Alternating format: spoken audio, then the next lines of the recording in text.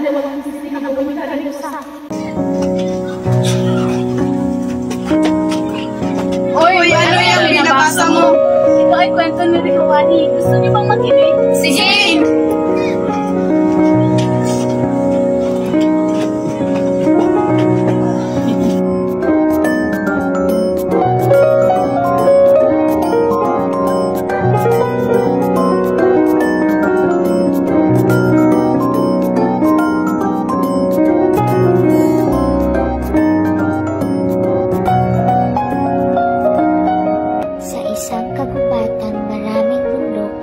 Sa lugar ng Marubo, ang mga naninirahan doon ay may paniniwala sa isang diyosa o diwata ng puting usa.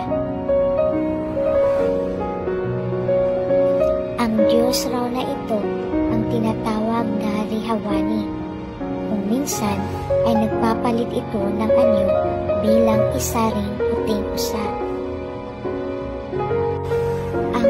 Naninirahan sa liblib na puok na ito ay ingat at takot na magawi o malaglag sa kagubatan na pinananahanan ni Rihawani.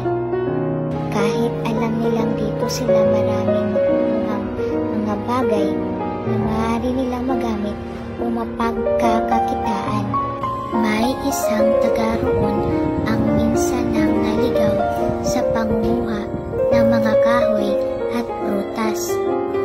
Nakita niya raw si Rihawani sa di kalayuan na may kausap na mga iilang puting usa. Sa sobrang takot ay minabuti nitong makalayo at nagkandarapa sa pagtakbo paalis ng kagubatan. Nang makarating ito sa bahay ay hindi ito nagdalawang isip na ibahagi ang nasaksihan. Bakit? Ano?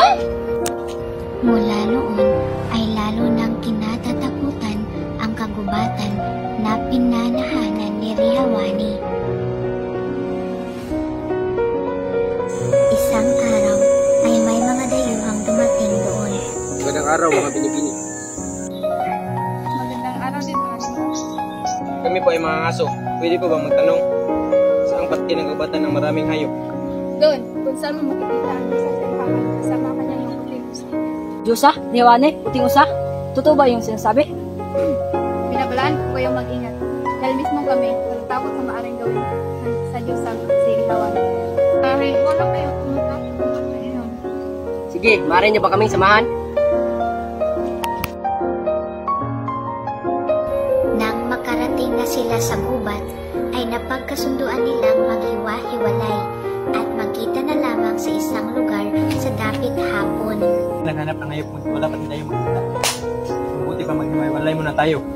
Sige, pero dito pa rin tayo magtitagpo papatak ng alas 4. Sige, dito ako. Hindi ka sadali. Maaari na ba kami bumalik? Sige, pwede na. Salamat.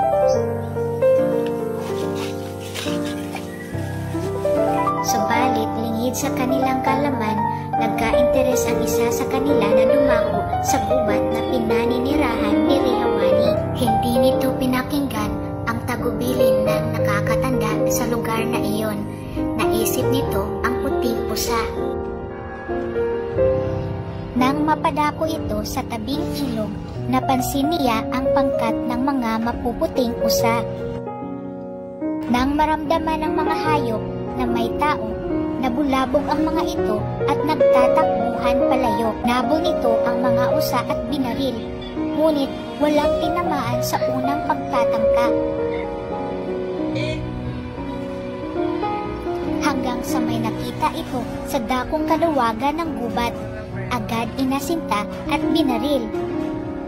Tinamaan ang puting usa at sa hindi inaasahan,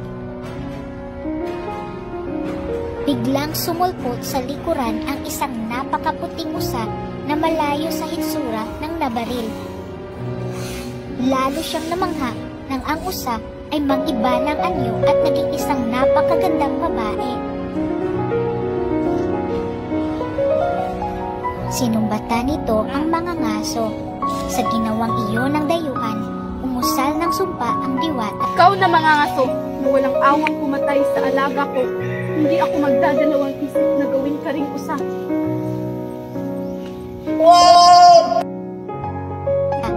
At ang lalaki ay naging isang puting usa at napabilang na sa mga alagad ni Rihawan. Ng dakong hapon na iyon, hinanap ng mga kasamahan ang mga ngaso. Tinawag ng paulit-ulit ang pangalan, ngunit walang sumagot. Nagpakinuha na lamang ng lahat na sinuway marahil ito ang tagubilin. Tuloy na bilang sa sumpa na Rihawani. Mula noon, bukod sa naging aral na sa mga nandoon ang pangyayari, ay pinangilagan na ng mga ngaso ang dakong iyon ng kagubatan. At doon nagtatapos ang kwento ni Rihawan. Ito kaya yun? Kaya yun?